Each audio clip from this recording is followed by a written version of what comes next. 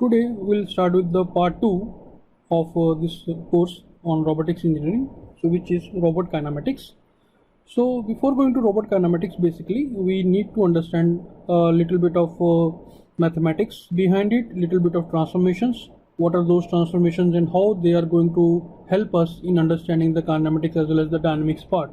So in this particular session we'll discuss about what are spatial transformations, what do we mean by position of a point, or we can say orientation of the body, what are direction cosines, and how these direction cosines are helpful in constructing the orientation of a body. So then what we mean by rotation matrix, what are the properties of rotation matrix, and what are the standard templates about x, y and z axis, and finally we'll discuss about the degrees of freedom of different matrices. So spatial transformations. So as we all know that robot manipulation, let's take the example of any industry where a robot is being deployed and you can see a movement of different parts, different tools, or even if the robot itself is moving in 3D space, the movement of all such parts or all such tools that needs to be represented through a proper channel. So that's why we can say there is a need of a proper mechanism to represent the position and orientation of the robot in space. The description of the position and orientation is being done with the help of a standard fixed frame. So all parts or all bodies or even the robot itself has been defined with respect to a standard origin or a standard coordinate system, which is called as a fixed coordinate system, or it is also called a universal coordinate system or global coordinate system. So all the positions and orientations are defined with respect to the universal coordinate system, or if they are defined in other frames, then those frames are also defined with respect to the universal coordinate. So description of a position, we know that as any point in space can be located by a 3x1 position vector, and that vector must be attached to a coordinate system which can be represented with the help of three mutually perpendicular unit vectors. So here you can see a coordinate system where the blue one we can have x1, y1 and z1. So x1, the cap on this x1 represents it's a unit vector. So there are three mutually perpendicular unit vectors that defines a coordinate frame, and this one represents the name of this coordinate frame. So let's assume that this is the point over here, and this point is defined with the help of this vector, and its description is given like this: p1. So leading superscript of p1 shows that this vector is defined with respect to frame 1, and this p has three components: px, py, pz, and because of three components it is also called as three tuple description. So if this point is being defined in ND space, then we can say it's a n tuple description. So these three components px, py, pz basically represents the projection. This is called as px, and similarly this projection is called as py. Similarly the projection on z axis is called as pz. So this is how we represent the position of a point in 3D space. So then next comes the description of orientation. So as we know, the position of a point can be described with the help of a vector, whereas the orientation of a body can be defined with the help of a coordinate system. So to describe the orientation of a body, we need to attach a coordinate frame, let's assume a B, to the body, and we'll define this with respect to a coordinate frame A. So let's say we are having this A coordinate frame, which we call it as a UCS, universal coordinate system, and let's say there is a coordinate frame B attached to the body firmly, whose orientation we want to measure. So let's say we'll represent this the first frame with the help of XA, YA, ZA, that represents the universal coordinate frame, and the black one, let's say this shows XB, YB and ZB. It shows the frame B which is firmly attached to the body. We can write these three unit vectors of B in terms of A and stack them as columns of 3 by 3 matrix, which is basically called as rotation matrix. So this we can represent like RBA. This is a notation that the leading superscript shows the frame in which the orientation has been defined, and the trailing subscript shows the frame in which the body is being defined. So we have three unit vectors xb, yb, zb, which are defined with respect to frame A, and these unit vectors are defined, each vector basically represents a column vector. So like this portion is called as xba, is a unit vector which is being defined with respect to frame A. So now let's concentrate on the first column of this rotation matrix, which is a 3 by 3 matrix. The first column basically shows all the projections of this unit vector xb on xa, ya and za. So we'll take the dot product of xb with respect to xa, xb with respect to ya, and xb with respect to za. So you can see xb remains fixed in the column, and we are changing the other part, that is xa, ya, za, which shows that we are now taking the dot product of xb, that what angle it makes with xa, ya and with za. Similarly now comes with yb, the dot product with xa, yb with ya, and finally yb with za. So again in the second column you can see yb remains fixed, and xa, ya and za will keep on coming in a cyclic manner. And finally you have zb, what angle the zb axis makes with xa, zb with ya and zb with za. So this is basically, each component represents the dot product of two vectors, and we know dot product of two vectors a dot b is basically a b cos theta. So if a and b are unit vectors, then it represents 1 dot 1 cos theta, basically the angle between the two vectors. So as we know, all xa, ya, za and xb, yb, zb are all unit vectors.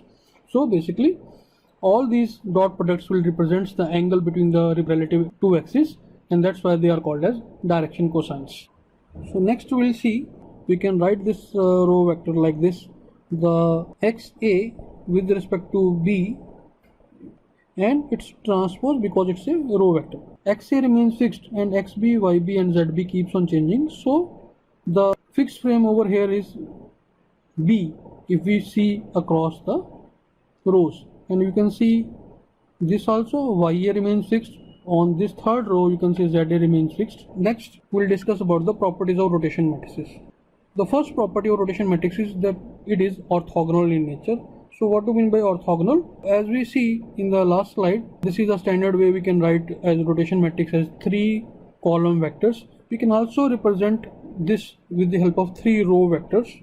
So as seen in the last slide, these 3 row vectors can be written as xa b transpose, ya b transpose and za b transpose. Or in other words, it can be written as rotation matrix of A written with respect to the B base frame and its transpose. So we can say that, in other words, our AB is equal to our BA transpose. Also we can write that our AB transpose into our AB, now we can write it as BA transpose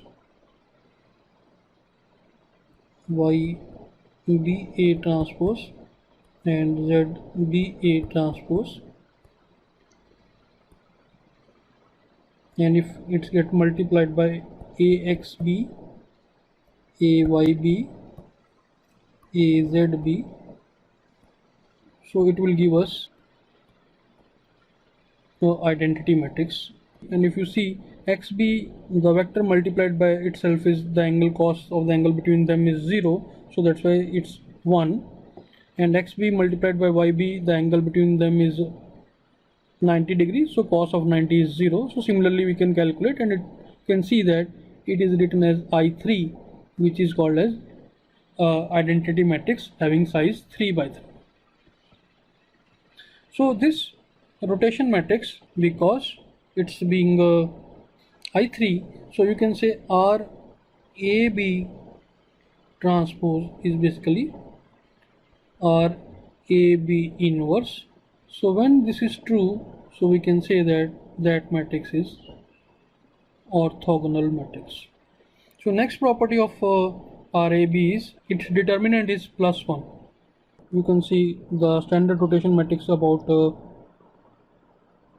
z-axis is cos theta minus sin theta 0, sin theta cos theta 0, 0, 0, 1. So let's say if you take its determinant and let's try to expand it about 1. So you can see it's 1 into cos square theta plus sin square theta, so which is equal to +1. So that's why the determinant of rotation matrix is always +1. It is because called as a proper rotation matrix. So now let's try to understand from the direction cosines how we can calculate the standard templates about x, y and z axis. So let's assume that we are having two frames which are coincident. So the frame blue one is the universal coordinate frame which remains fixed. Let's say this is, let's say XA, YA and ZA. Let's say the black frame is frame B, and let's try to rotate it by angle theta. So the rotation, the convention is that if you rotate it in the clockwise direction, that will be treated as a negative rotation, and if you rotate it in the counterclockwise direction, that will be taken as a positive rotation. So let's rotate it. Let's say this is our angle theta and we have given a counterclockwise rotation. So this counterclockwise rotation, you can see it is given with respect to the z-axis. So that's why we can write this as the rotation of frame B, which is XB, YB and ZB. So in short, we can write like this way: rotation of frame B with respect to frame A about axis Z and about angle theta. So first of all, we'll calculate the first column of the rotation matrix, which basically represents the projection of XB on XA, YA and ZA. So if we clearly see, the XB makes cos of theta angle with respect to XA. With respect to YA, the angle is cos of 90 minus theta. With respect to ZA, ZA is out of the plane, so the angle is always 90. So now consider YA makes an angle of cos 90 plus theta. So cos 90 plus theta is negative, so we can write minus sin theta.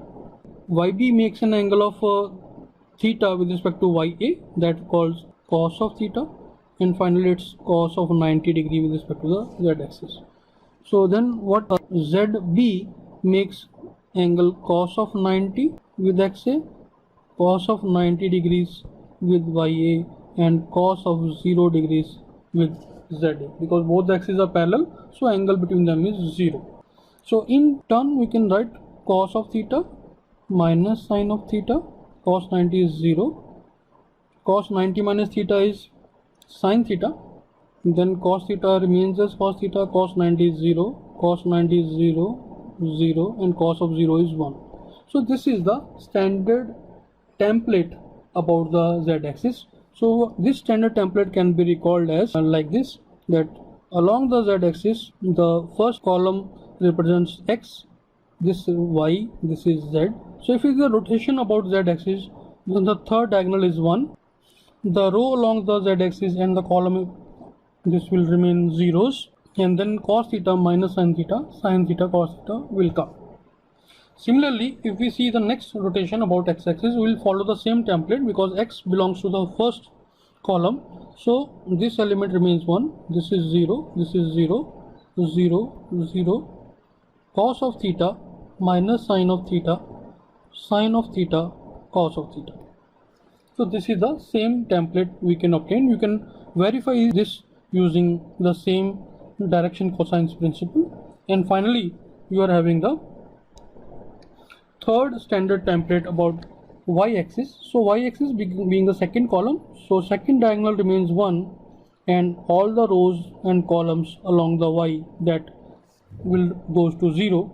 So then you have c theta, s theta, minus s theta, c theta.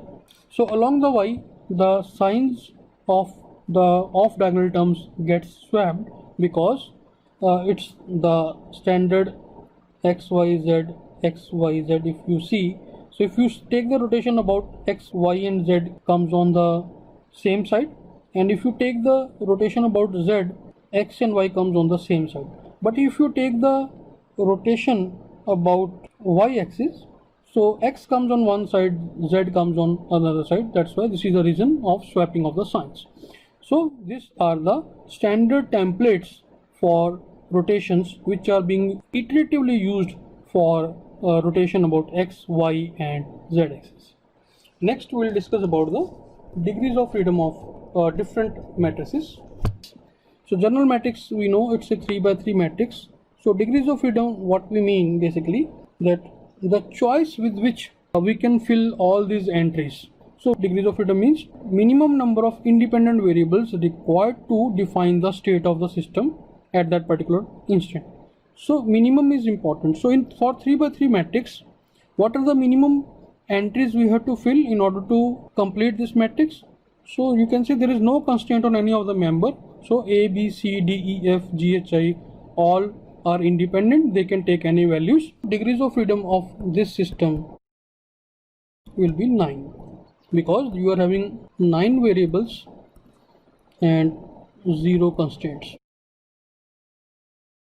Now let's go to the next case. We are having a symmetric matrix. So symmetric matrix, we know that for all Aij should be equal to Aj. You are having a constraint on this, that this B has to be equal to D, C must be equal to G, and F must be equal to H. So there are these 3 elements which cannot take independent values. There are constraints. So you are having 9 variables, 3 constraints, rest as 6 degrees of freedom. So next we go to the skew symmetric matrix. So skew symmetric matrix, we know all Aij must be equal to Aj. This B, C and F, they are not independent, so this B has to be equal to minus of T, C must be equal to minus of G, and this H should be equal to minus of F.